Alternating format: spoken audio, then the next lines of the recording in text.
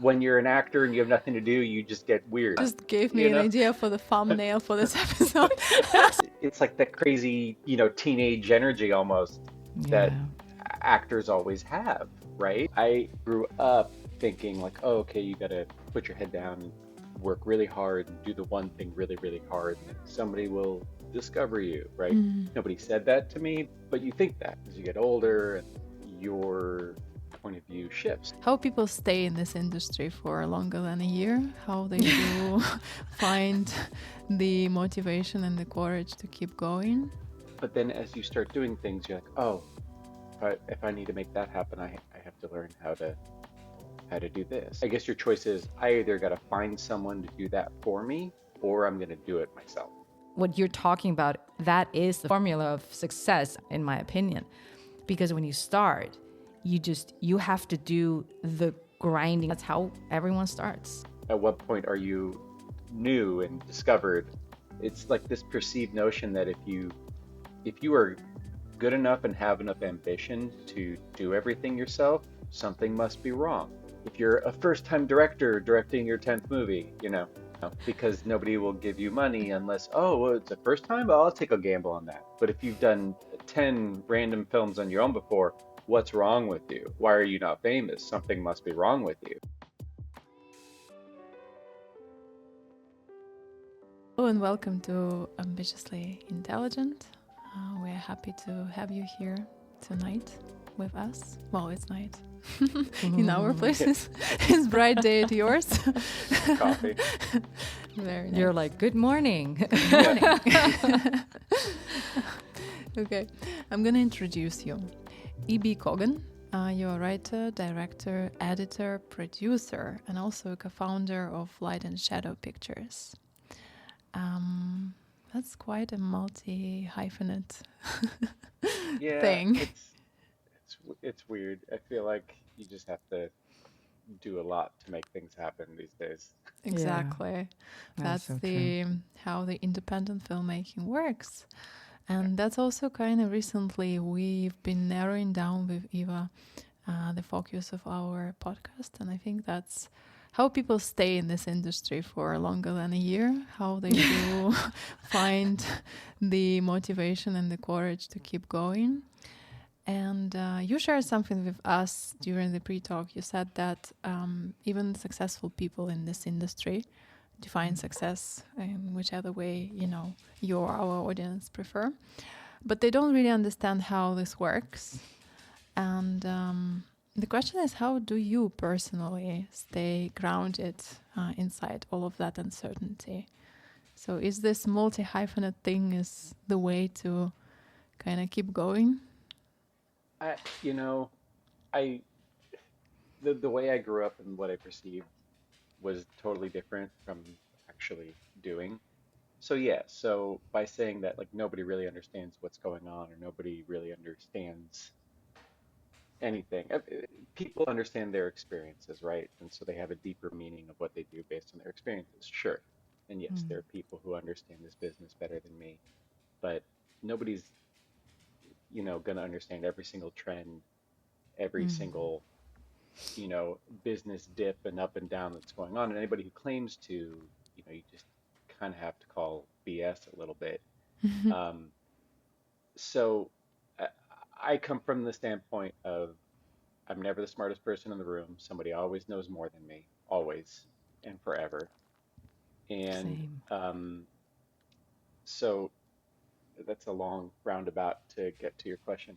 So I grew up thinking like, oh, okay, you got to put your head down and work really hard and do the one thing really, really hard, and then somebody will discover you, right? Nobody said that to me, but that's kind of like, I don't know if it was just culture or TV shows or what that kind of, put that into my mind. Um, but you think that you're like, no, no, I just got to do it. I got to do this one thing, this one thing, this one thing. And then as you get older and then, you have to pay rent and bills and money and do side jobs, your point of view shifts and changes a little bit and your frame of reference changes, right? And so you're like, no, like, so I started out as an actor, right? And it's just, I moved here from college, I slept on my brother's couch. And, it's like, got to do this, only do this. That's what just, I'll do it. And then one day I'll be walking the dog and somebody would be, everybody has these illusions or It's delusions. eBay, Kogan. Oh my God. Yeah, It's you. I want you. right, What do right. we do? But everybody, you fantasize about I that, know. sure. And Totally. that's great. But then as you start doing things, you're like, oh, if I need to make that happen, I have to learn how to do this. Okay, so I'll go learn how to do that. And then it depends on your personality and your work ethic, how deep you're going to go down that rabbit hole. Mm, And then you find another thing. You either like, I guess your choice is I either got to find someone to do that for me or I'm going to do it myself, right? yeah. So it depends on your personality. And either can work. Mine just happens to be, okay, I'm just gonna I'll do this. And I don't always like it, but sometimes in order to, make that short film or get this work, I have to figure it out myself. Um, so I guess that's to answer your question, that's my method of survival. I just kind of have to figure out that job. And if I'm not working with someone or if I don't have the money to pay someone to do it, I just got to figure it out.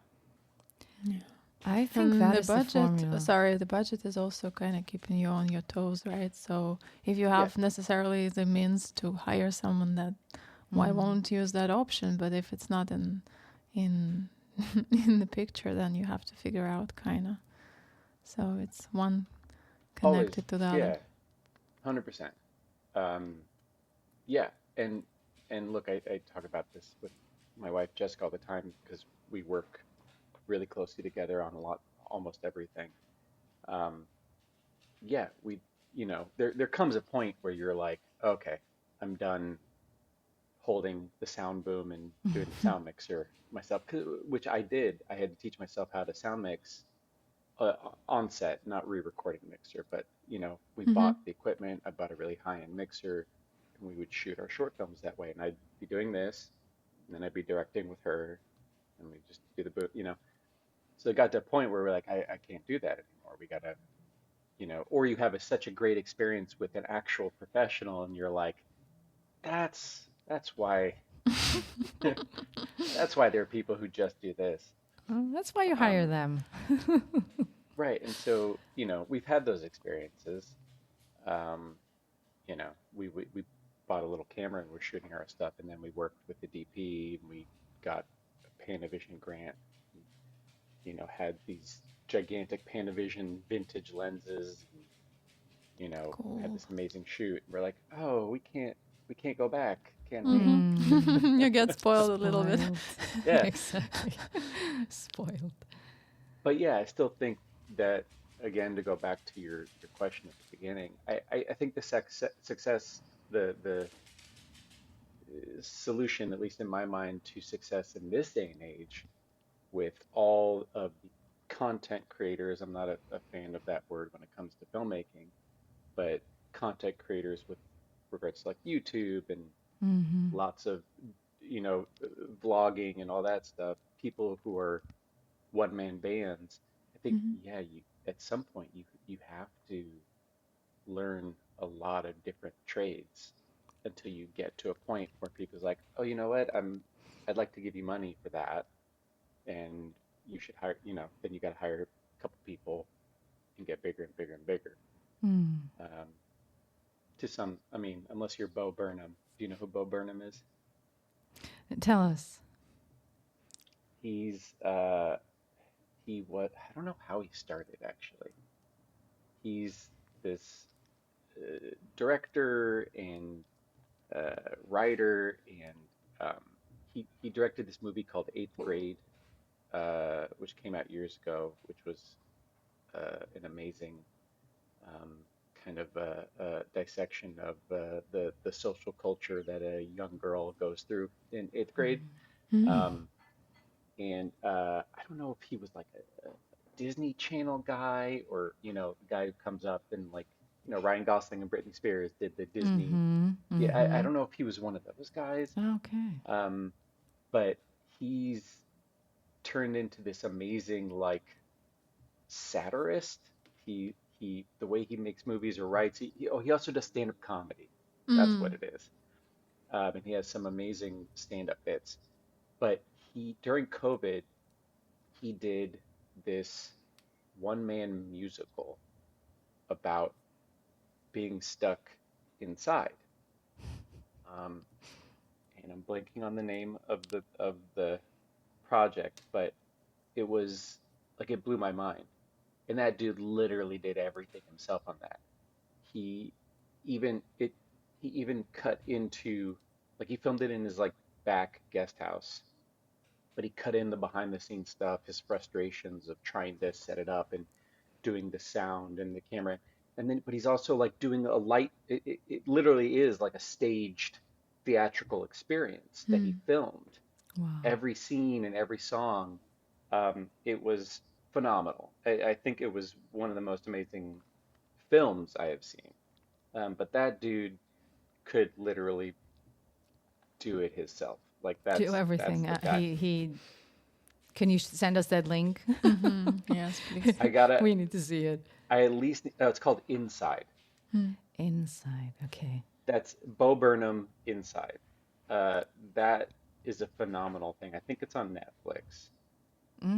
Well, we will check He's that. also he's also an actor. I forgot that he was in Promising Young Woman, that Yeah. movie with. So he was one of the main guys in that. Um, Oh, that's where then. Okay. We need to get him on this podcast now that you're talking about him oh like that. Are you like best friends, the two of you? yeah, right. Yeah, me and Bo. You're like You're this. tight. Well, maybe you will. You never know.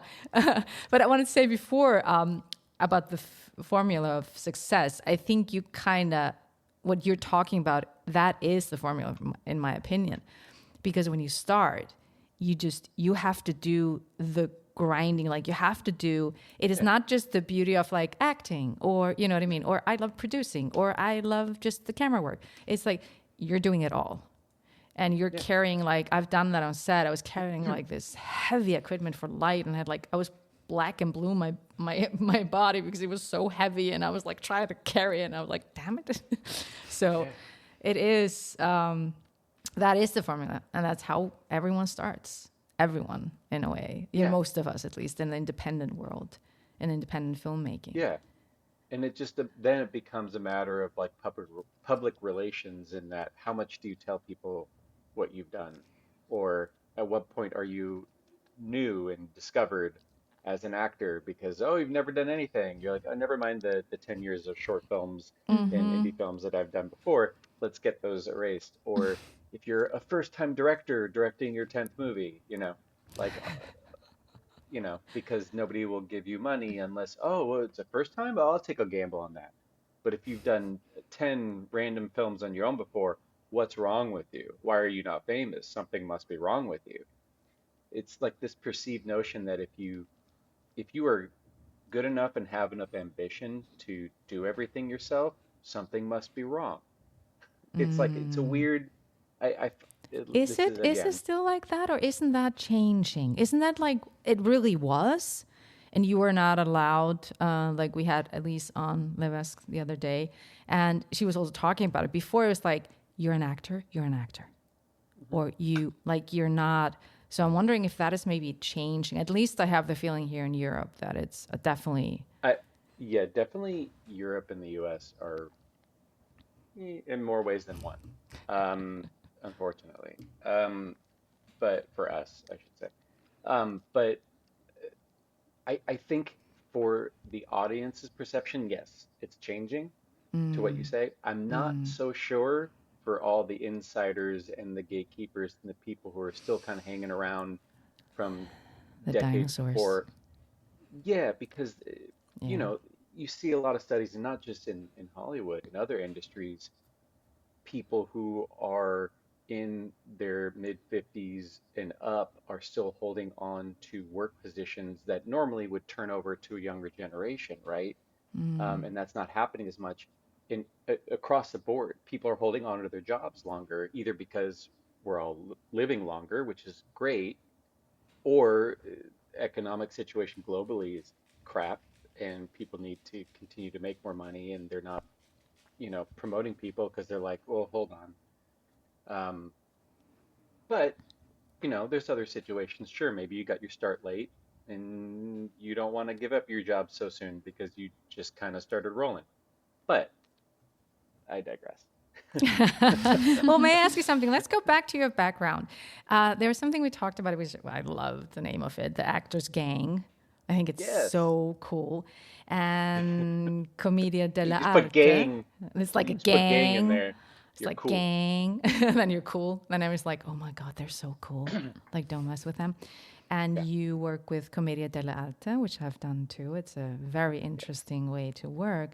I have a How bunch of does masks. you have, oh If you my, have, I Do do. show. Yeah. It's all in the other room. damn it, I have. damn it. I mean, I could literally go get one if you want me to pause for a sec. But yeah, they're two Oh, leather masks from Italy. But wow. Nice. Okay. And how does that experience inform your writing process?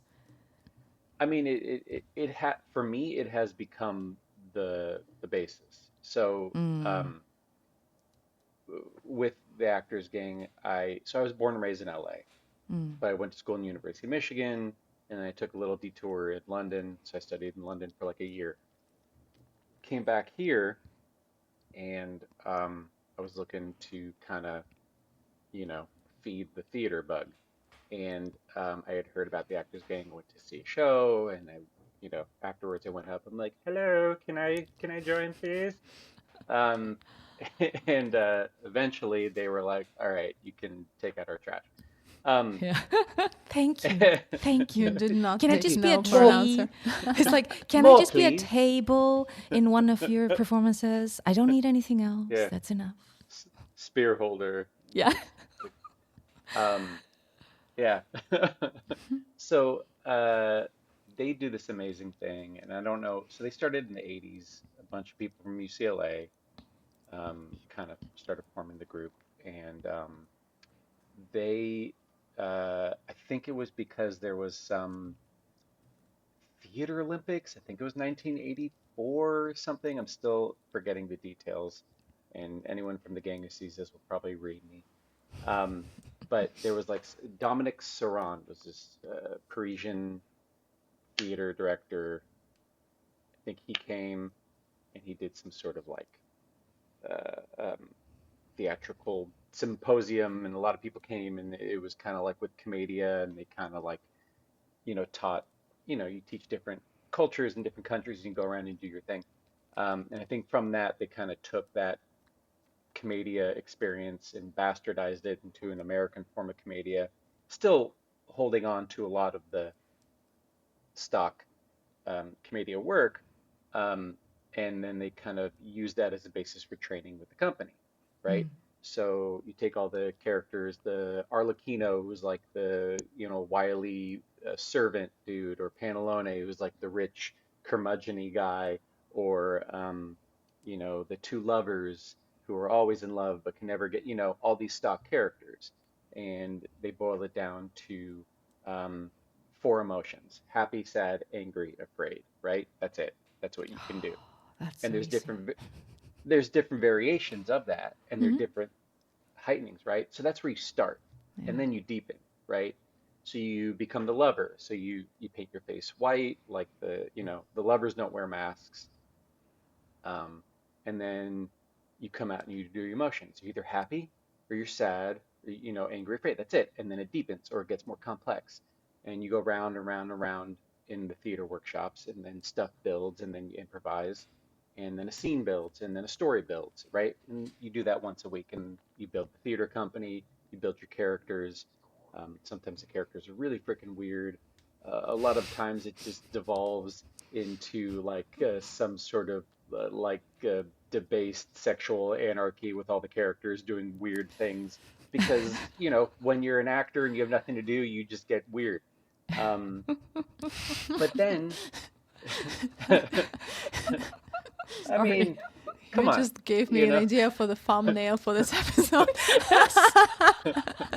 When you're an actor and you don't have anything to do, you become weird. You go Yeah. weird. You do. But then something magical happens, and like like really like heartfelt emotions come out, and heartfelt scenes, and like once you kind of shed all that, it's like that crazy, teenage energy almost that Yeah. actors always have, right? Because you need to for the work. But once you shed that off and get to the core, and then something amazing happens. Um, and so, again, long-winded answer to your question. We love it. We love it, I just so you know. I base that whole like experience of like going through a workshop as an actor, that's like the basis of anything I write. So if I'm like writing like, a simple modern comedy, right? I have like, okay, who's this character? Okay, she's a Pantalone, he's an Arlecchino, she's a Brighello. What's the stock character? The stock emotions of those characters. Oh, they're a villain and they love to rob people, or they're a lover and she just wants, and so that's like the basic characteristics, and then you just build like Lego sets on top of it. Um, Sometimes I have such a clear thought where I'm like, you just write it and you just go through. But if you're stuck, you go back to that. And because, I mean, I was in the company, actively in the company for 6, 7 years, doing shows. We went on tour and everything. So it's kind of like ingrained. And those were like formative years, right? So I always talk about this with Jessica, that like formative years stuff is things you don't have to reteach yourself. They're just kind of always part of your core, right? Or your formative years in college or school, those friends know you the best because that's when you became who you are, right? Stuff like that. It's things you don't have to think about. So that's something I don't have to think about because that was part of my, I guess my artistic puberty, So I came about then. So like that's kind of like built into my architecture. You're And giving so us I a just lot of new words. Sorry, I just Artistic have to say puberty. artistic puberty. That is pretty cool. I know. Artistic puberty. I'm not going to forget but that. but yeah, so I just yeah, that's how I kind of inject it into my creative process. Beautiful. Oh, urgency. That's one of the other things that I took away from the Actors Gang. Everything, and this is just for me right now where I am with the projects that I do and how I see things. I mean, it's from that. At least when you're on stage for a show, doing something there, it's like why are you showing the audience this moment, right? Because because there's something that you're telling them that's urgent, that's now that they need to see. Yeah. Same thing I feel with the script, or, you're not showing passage of time just because there's a reason. So for me, and this also extends when I'm editing too, the pace at which I'm editing, it's like there needs to be urgency. I think now more than ever with an audience, because otherwise you're going to lose them to this, Phone. True. the second screen. Um, and so it's like the urgency. It's like now, now, now. They have to see this now. And if someone gives you that critique, it's like, oh, really? That just happened right at that moment? You're like, no, I'm telling you the story because that crazy thing happened right at this moment. Otherwise, I Yeah. wouldn't tell you the story. So urgency is also another thing that I take away from Yeah, which is really important as an actor too. Before Yeah. every take and before that. In every the eyes. yeah, it's like true. So true. Yeah. You've mentioned editing, and Yeah. it's a fascinating story that you told us, because you told us that Uh-oh. not only you've taught yourself Avid, which Yes. I'm not even like I've never even tried. I'm editing on DaVinci Resolve, which is like super user friendly, super like like easy going. No, Like I DaVinci's wouldn't good. even try with Avid because it's super sophisticated. But you did it yourself, and also, as far as I understood from our pre-talk, you kind of you built a PC for that. Yes. Yeah. Okay. Do tell the story. I actually wrote an article for Movie Maker magazine about it. We need a link. Yes, we need the link. Thank you. I think yeah, I'll find it. It's not exciting. It's literally super technical. It's just boring technical. And then I took the 12 microns and then I did this. Um, And there's somebody out there is going to be like, oh my God, this is so cool. I love but it. but to be honest, I did that so long ago. It's such a crappy computer, like by today's standards. But then the whole reason we did it, because so my wife and I, we were we were actors, and we both came to like this epiphany where we were like, okay, um, we need to make something for ourselves, or just kind of like, what's the phrase? Shit or get off the pot. Um, and and Yes. for me particularly, I was standing at an audition uh, in like a commercial casting office, and there's everyone standing around like cattle or sheep. And I'm like, this is so ridiculous. I've been waiting here for like 35 hours. And then I look up on the Mm. wall, and then there's this giant frame of a painting, and it's not a painting, it's just sheep's wool, right? Literally, just sheep's wool. And I'm like, did they do that on purpose? And Is that I an can't remember. insult? Is it an Right. insult? Like, are they just messing with us? And at that moment, I was like, oh, okay, something needs to change. And that's at least, where I came out. My Hmm. wife came through a different epiphany, probably earlier than me because she's a little quicker than I am. Um, and so we shot, we took people from the Actors Gang because we were like this cohesive theater company. And we're like, we have this short film we want to do, and it's all going to be improv. It's going to be like a faux documentary. It's going to be a drama, and we'll give you situations, and we'll go. And it's just me and her behind the camera. If I'm on camera, she's doing it. If she's on camera, I'm doing it, and we have the sound, or we tape it to a wall. Like we literally taped a boom pole to a wall, I love and it.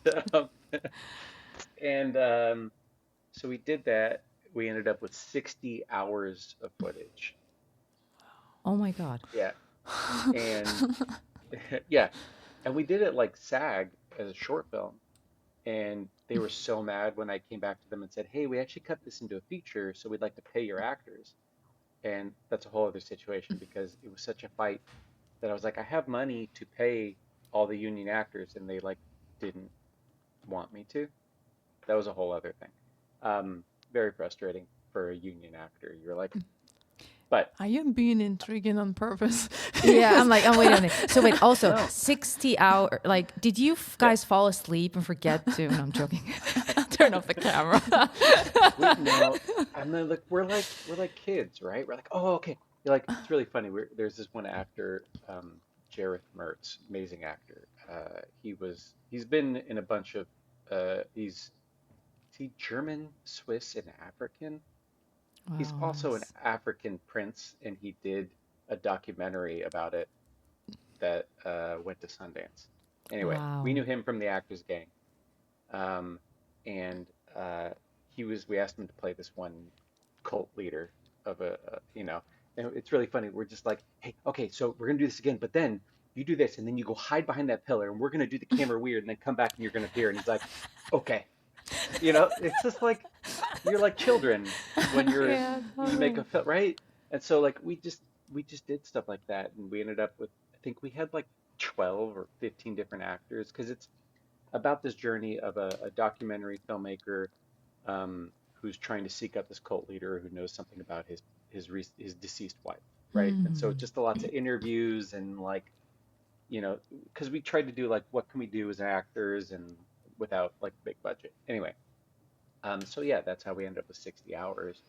And so we're like, okay, we got to edit this thing. And we tried to find people, and we're like, we don't have money. We spent it all on buying equipment and doing this. And so I was like, okay, I'll just buy a Mac and get Final Cut Pro. And I looked up and I'm like, holy shit, they're that expensive? Okay. Um, And then I think I was talking to my dad, and he literally said, "Why don't you just build a computer?" And I'm like, and I'm like, "You can do that?" As And he's one like, does. "Well, he's like, yeah." He's like, because my dad's a doctor, but he's also a little crazy. Like he'll have like I think right now he has like a 40 terabyte server at home that's just all his DVDs that he's Wow. Wow. converted so he can, yeah. I was Okay. like, do you like lease this to other production companies for space? And make good money. Wow. So like he'll like tinker with stuff like that. He's like, yeah, he's like, I buy like a hard drive, and sometimes they have chip. You can just replace chips. He goes, they sell that all the time on like the Newegg website. Hmm. And so I did some research, and I got him to like give me advice up to a point, at which point I had to like surpass the master. And Hmm. uh yeah, I literally just researched, bu- tried to buy components. I had to buy a motherboard, and I had to buy the memory and the microchip, and I had to put the microchip on with the paste, and like, with, they say do it in a sterile room. I'm like, my living room with dog hair. That works, right? Um, so, and there was like a bit of trial and error. You do one thing, and then um, something pops or doesn't work, and you're like, oh, okay, you got to get a different part. But I did a lot of heavy research to kind of put it together, and thankfully it worked. It was like a big old freaking tower. Like I'm trying to, I don't know. Anyway, it was like 2 feet high, Hmm. and it was like the Impressed. gigantic. It must have weighed like 40 pounds, um, maybe 30 pounds. Bunch of hard drives, and then you turn it on at like world, like whoop, whoop, whoop, whoop, like it's like you're like a power generator. Um, yeah, and I bought Avid because I still had my college email, and they gave Hmm. me a ridiculous discount, and so I did it for a fraction of the cost to buy a Mac computer. And it just so happens that every professional editing or professional production, a studio or anything like that, uses Avid, right? They don't Hmm. use Final Cut. Um, when you go to mastering houses and stuff like that, they use DaVinci more often, Hmm. but DaVinci and Avid work really well together. Um, and so I just never had to learn anything else, and I started getting work as an editor because I was like, oh, I know Avid. You need someone to, I got into reality Okay. television, uh, to just for a day job, and um, then you just jump to scripted. It's just there's I mean, we are so impressed by you, just that you know that you did that. That is like, first of all, you're in the Actors Gang. Hello. Then, like, doing that is amazing that you guys just went like, hey, no, no, let's not wait. This doesn't feel right. And then from there, I mean, you have together your own production company. You have done a lot of stuff, a lot of films. And then not only that, you also have a series that you did in Absentia. Am I saying that and it's right? And yeah it's we and it's an yeah award-winning series. I'm yeah very impressed by that. And you I think you guys co-wrote it, co-produced it, but you directed it. Am I right? so we co-directed it. Co-directed. She Mm-hmm. Yeah, Jessica Silvetti, my wife and creative partner. I wrote two of the episodes. She wrote three. Mm-hmm. But we both directed it. I edited all of them. Um, and yeah, yeah. And And that what made you choose drama, mystery, sci-fi? Why did you go that route? I think it started because she had written. There's this one episode in there called The Anniversary, um, and which is amazing. Uh, the DP who shot that one, like gorgeous. I think he won an award for that.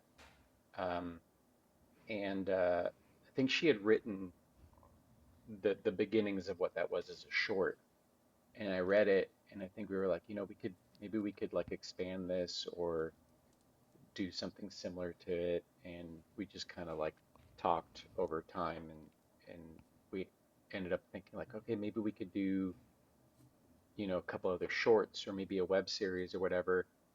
And because web series were the big thing back then, they were just up and coming.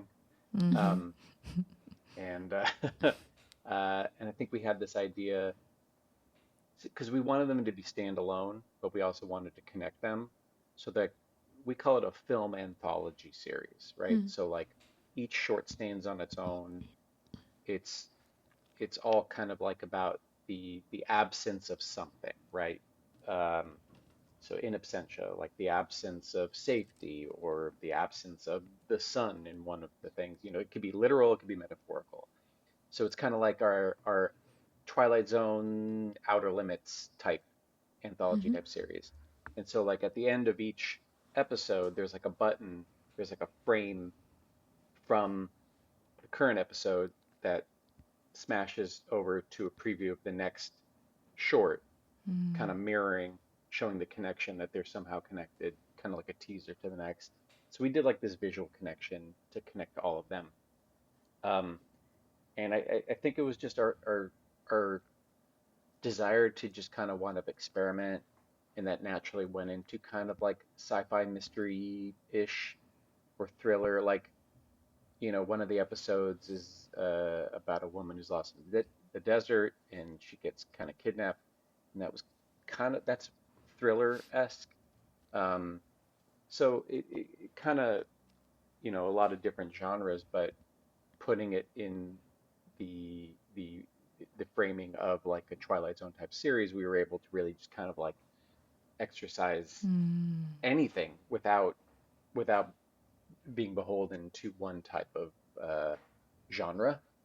Um, but I don't know, yeah, that thing like that's a very special series to us because I think that's where we actually felt like we became adults.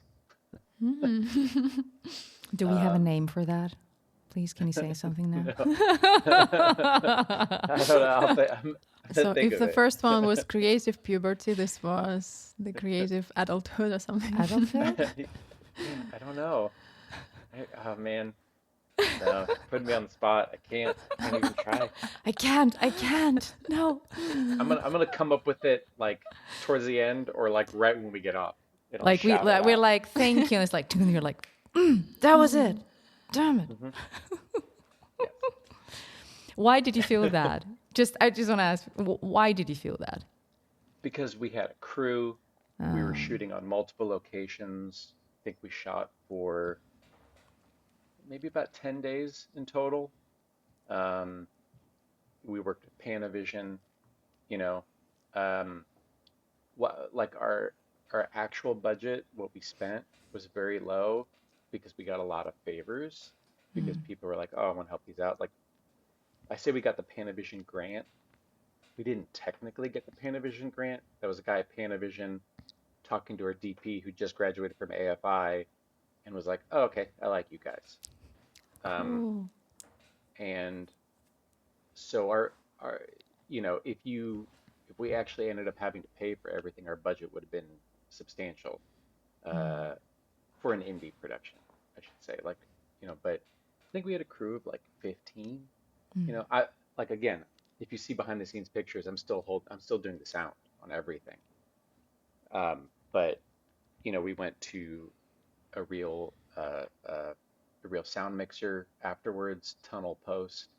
Um, they did it for us. Our DP, amazing. Bunch of AFI people came on board. So I think that's where we were like, oh, we're controlling a crew, and We're really doing this.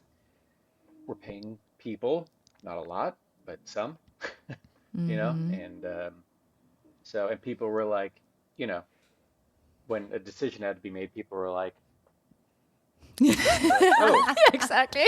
yeah, shit. Give me a So moment. yeah, yeah.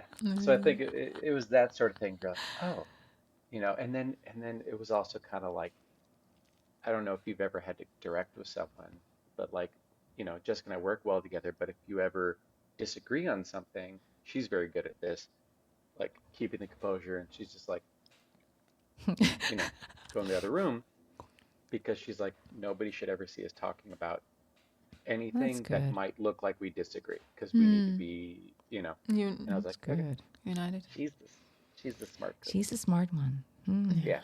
Oh, Um, you're too, obviously. and no, but it's good. It makes everyone think like, that okay, we trust them. They know what they're doing. They're on. They're in sync with each other. Um, and then when you go out and when we're separated, people are asking us stuff. Whatever we say, more or less coalesces because we've made sure in private to be on the same. Hmm. Um, I think I lost the question that you You have asked answered it. Thank you so much. Yeah.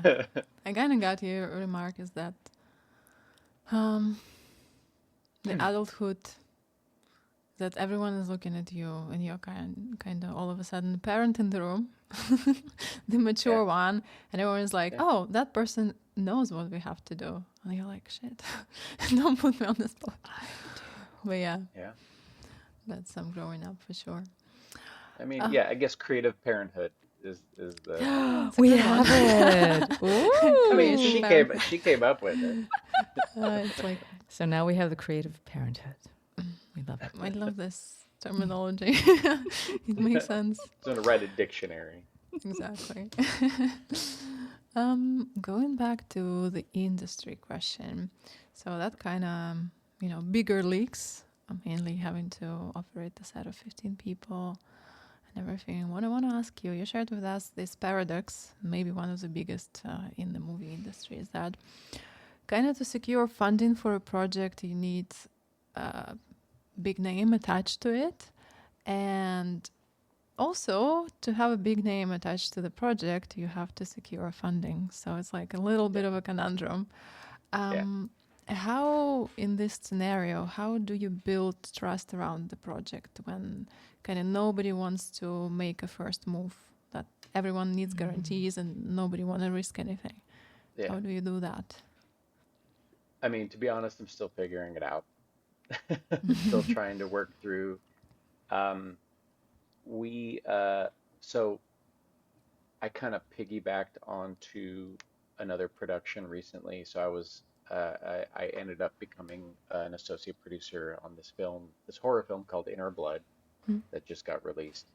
Um, Came out in theaters in October. It's on video demand now, and then we're gonna have like a Blu-ray and a cool VHS release in January. January. Um, Congratulations. Cool. Thank you.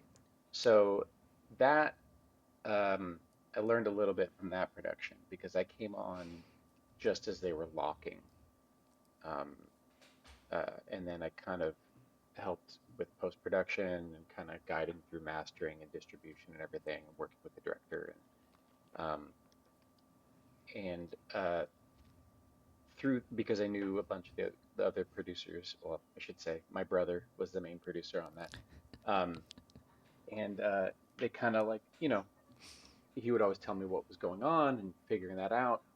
Um, they also had a similar, you know, journey. Mm. So they had these two actors, Brittany O'Grady and EJ Bonilla, um, to star, and the director is an Academy Award nominated documentary filmmaker, and this is his um, first narrative feature. Um, and so, they had a long journey to try to kind of figure that out. Do we get a star? Can we get a star? Can we get someone looking at this? Do we get the funds? Can we get the funds? Mm. And they went through that uh, for quite a while, and then work takes you in different directions and whatnot. But the path that they kind of went, and I don't think I'm divulging anything super secret, um, was that they had met a producer who had a connection to an agent that whose client was looking for a lead role. Mm. And the synergy was just perfect where they're like, "Oh, okay, I know you, I trust you. This producer had an industry track record, right? So the Mm-hmm. agent is like, okay, I trust you. Okay, let's talk. And then the money could come after, oh, this person's interested. Great. Mm. So that's just one example that I'm learning is like, okay, there needs to be trust. Trust in that you have a track record. Oh, you're Tom Cruise? Oh, okay. Yeah, I know you. Yeah. We know So, you. Mm, yeah, right. I think I It, watched it one of his movies. and Did you watch only yeah, one? just one. I Just think one. one too. Yeah, I think it Yeah. was only one. Mm-hmm. So a lot of this, everything's based on trust. Nobody wants to. So in the movie that I'm trying to develop a feature, my first substantial feature that I would direct, first time directing. Um, and Officially, guys, yeah, first time yeah, director. yeah, yeah. And so we had even had a casting director come on board and to volunteer her time because she was like, oh, I love this project. I want to help. And it was like, once we get it rolling, we would pay them. But she's like, don't worry about it now. Let's just see what we can do. And she would reach her connections out to other big agents and managers once we decide, oh, okay, I want to target this actor, or let's try to get these people for the lead. Um, and we, we only did a handful because for me, I don't want to start like peppering the town yet with the movie because then what happens is if you go to an agency, they take the script and they do coverage and then it sits in a computer system. And if somebody Mm. has like a bad thought about it, and then someone can look and be like, oh yeah, we looked at this last year. This person said no. I'd rather go through personal connections than go through the agency system. But to get to these actors, this was her path.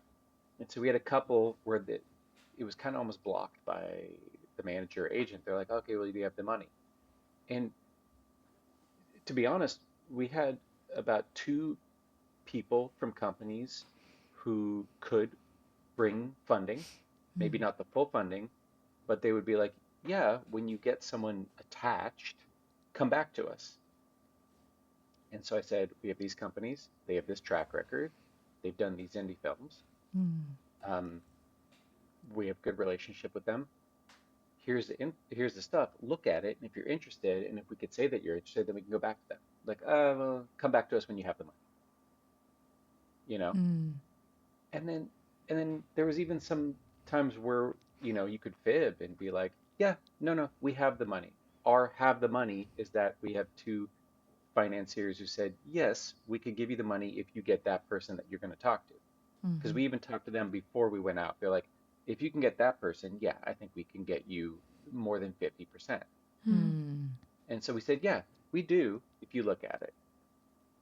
And then it was like, well, do you have the bank account? Or maybe you can give me 30,000 and we'll read the script. And I'm like, that sounds weird. So sometimes like these, you run into people who are just kind of messing with you because Mm. they don't know who you are. You Mm. know, if you're too new or you don't have a big enough track record, they're like, why am I going to waste my time with you? So there was a lot of that I've experienced. Um, and then, so again, long-winded answer to your question. What I started doing was I just started going to my contacts and people I've built up as department heads and said, here's a script, here's my pitch deck, because in addition to editing, I've taught myself Photoshop, so like I'm pretty good at Of Photoshop, so I course you can did. build. I wanted to say that. I was like, of course you did. I was like, don't say it. Don't say it. Thank you, Valeria. And we love So it. I We're so I impressed. build pitch decks for my projects, Mm. right? And so I'm not an artist, but I what I do in Photoshop is like I collage, right? Mhm. So I'll Mm-hmm. take like bits and pieces of stuff and I'll repurpose it so that you won't even recognize the original elements that I took, it'll just look like something completely new, right? And then I can trace over some stuff. I can't draw or shit, but I can I can collage and I can soften and I can touch up stuff and change something completely new. Um, so I would put my pitch decks around, our DP who we were working with in Absentia, and then he's like, "Oh, I know a great production designer," and just so happens that she worked on Megalopolis with Coppola, she worked on Mank with David Fincher, uh, she's worked with Taika Waititi. I'm like, "Yes, please, can I Yeah. talk to her?" Thank you.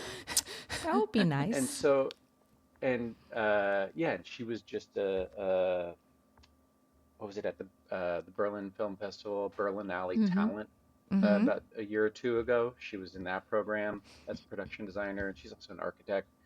And so I met her like 2 years ago and just kind of kept this uh, uh, conversation going and relationship. But like, she's like, yeah, I would 100%. I mean, we talked a little bit creatively about it because development just takes time.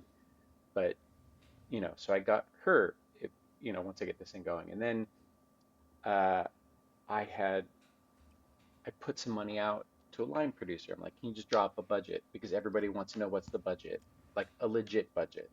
And that's actually one piece of advice I would give to anybody. Some people might disagree with me because once you get a line item budget, it's like, it could be 30 to 60 pages, like a legit budget. And that's like the Bible for anything. Anybody who wants to come on board, they want to look at that budget to see how real it is and how viable it is, right? And like, was this done by a real line producer? You have to pay that line producer. The problem is, depending on the global economy or how long you wait, that thing becomes obsolete in, 5 years, maybe more. So then you have to revise it. Um, but that budget opens a lot of doors and gets a lot of people like, oh, you're real, you know. So this is another way I found out to kind of keep the momentum going, because that's really the key. You keep the momentum going, because if people see the train going by, they're like, "Oh, what's that? What's happening? Something's moving." Um, because like a lot of actors don't really jump on board until like, "Oh, you're about to shoot in 2 months." You know, uh, I'm beginning to understand a lot of actors name people don't sit with you for 2 to 3 years and develop it. That's like the rare occurrence. Yeah. You know, they'll Unless come maybe on they're a board. part of it, right? Unless they're, Right. yeah, Unless it's their passion project. it's their passion project and stuff like Tilda Yeah. Swinton. She does things like that. Yeah. I Yeah. love her, by the way. Shout out, Tilda. Hi. I'm a big fan. Eh, Yeah, but of But course yeah, not.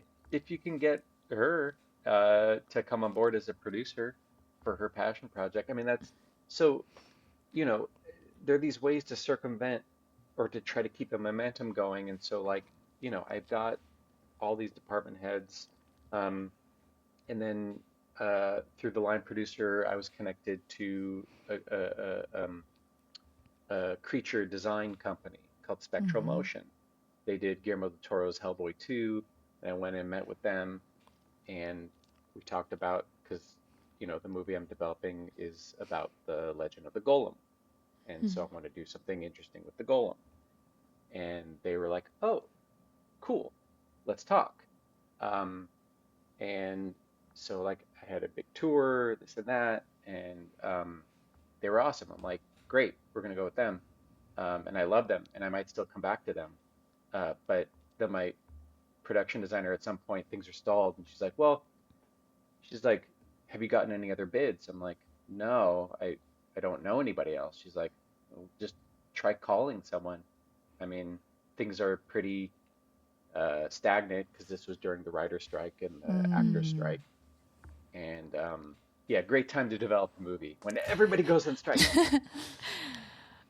And so then she mentioned legacy effects. Oh, she just happened to mention like, because she said, "Oh, because she was working on James Gunn's Superman." She's like, "Oh, well, I'm working with this company, Legacy Effects." I'm like, "Oh, you are? You know them? Really? Okay." Good. She didn't know anyone, uh, any person to directly call. She's like, well, just call them and ask them. And so I did, and I sent them the script. Well, I should say I called them, and they were like, they picked up the phone and they were like, yeah, cool, let's talk. And I was like, I'm just an independent director, and I guess it was the right timing. I did send them a script. They called me, invited me for a tour, and went and toured the shop. They showed me Superman stuff, all this stuff Wait, that wait, wait, I wait, had. wait. Slow down, So slow down. Oh cool. my God. Are you kidding me? Slow down. What? Yeah, Wait. yeah, Okay, wait. yeah. What happened inside of you when they went like, yeah, let's meet? Ah, What? I don't know. I guess I was in like Were you shock just like because I was so like, okay. cool? I was Oh, like, okay. you're just like, Yeah. of It's course, like yes. I think I was just like, okay, okay, let's just keep this moving. Just keep it moving. It was and then uh I think I was like, unfortunately Jessica was out of town at the time because she was like so upset. She's like, you have to call me the second you get out. And because she's a producer on this. Um and it's like out like it's like a 45-minute drive north of LA for Mm. their studios and everything. Um and So yeah, I went out and they gave me the big tour again, signed an NDA because you see stuff from like Shape of Water and Stranger Things and Mm, all this stuff that mm. they're working on. And somebody was like sculpting a creature, and I'm like, and here's the key where I was like, you guys are the guy and gals, um, uh, because the person who's giving me the tour, who was I forget his title, Damon Withers. Um, he started bringing up plot points from the script and character names. And I'm like, oh, you've read the script. You know the script. And then he was like, yeah. He's like, I talked to Shane. Shane's really interested. And I'm like, Shane? He's like, yeah, Shane's one of the owners. He's the guy who did Shape of Water, who actually designed the creature for Guillermo del Toro. I'm like, oh, yes, please. I am in And, love.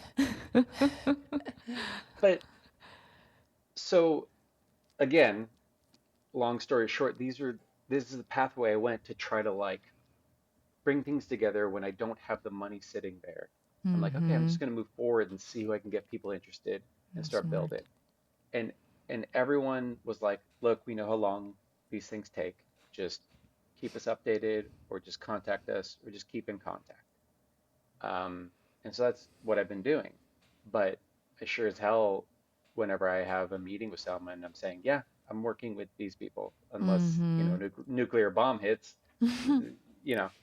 Um, so that's another pathway I'm finding to, you know, because then when you finally meet another financier, because through that period of time, one of the financing companies kind of dissolved that we were talking to, and it's just like, oh, okay, well, shit. Um, but when you meet someone new, you're like, okay, I got these people who are ready to go.